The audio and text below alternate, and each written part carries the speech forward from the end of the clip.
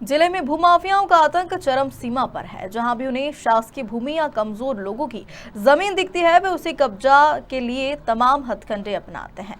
और इनकी हिम्मत इतनी बढ़ गई है कि इन भूमाफियाओं ने गौशालाओं को भी नहीं छोड़ा। ताजा मामला शहर की गोपाला गौशाला का है।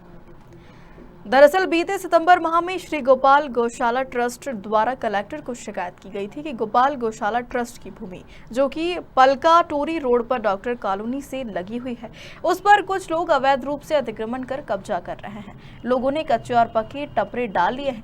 इस आवेदन में कई लोगों के नाम का भी उल्लेख करते हुए उनके द्वारा नोटरी के माध्यम से जमीन की खरीद फरोख्त के भी प्रमाण प्रशासन को उपलब्ध कराए थे, लेकिन लगातार आवेदन देने के बाद भी संतोषजनक कार्रवाई नहीं हो पा रही है, जिससे ट्रस्ट के पदाधिकारी भी परेशान हो रहे हैं और अपनी जमीन बचाने के लिए लगातार प्रशासन को आवेदन दे रहे हैं। वहीं गौशाला के सचिव ने कहा है कि विद्युत वितरण कंपनी द्वारा भी उन लोगों को बिना किसी वैध दस्तावेज के विद्युत कनेक्शन प्रदान किए जा रहे हैं। जमीन पर अवैध कब्जा होने से ट्रस्ट को भारी क्षति हो रही है। इसमें मुझे सचिव के पद पर पदोन्नत किया है। तो जिले में भूमाफियाओं की नज़र गोपाल गौशाला ट्रस्ट की भूमि पर है जी, तो कहाँ पर अपनी जमीन पर कब्जा हो रहा है, उसे बचाने के लिए आपके द्वारा क्या प्रयास किया है? जो अपनी यहाँ से पछारी की पछारी है, गांव आंवरी पछारी, तो वहाँ पे पार्क के आगे अपना 286 नंबर है, सर्वे नंबर 286, जो लगभग अपना 13 बीघा के लगभग है। तो वहाँ पर कुछ लोगों ने, आपत्तिजनक लोगों ने, भूमाफियाओं ने नोटरी करा के हमारी ज़मीन में प्लाट काट ली। कितनी जमीन पर कब्जा हो गया उसमें? उसमें 5-6 बीघा पे कब्जा हो गया। कितनी टोटल जमीन है? टोटल रकबा है वो 13 बीघा के लगभग। अच्छा, इस भूमाफियाओं के साथ में कोई राजस्व अधिकारी है जो इसको इस प्रकार का वो कर रहे हैं? पटवारी महोदय दीपक रघुवंशी जी हैं, उनसे बार बार हम निवेदन भी कर रहे हैं कि जो हमारे आपने पहले सीमांकन करवाया था, राजस्व विभाग ने पहले सीमांकन करवाया था, उन्होंने सीमा अभी 2 साल पहले कृष्ण कुमार यादव थे पटवारी, उन्होंने सीमांकन किया था और उसमें जो है सीमा चिन्ह भी लगाए थे। तो उन्होंने हमसे कहा था कि ये ज़मीन पूरी आपकी है।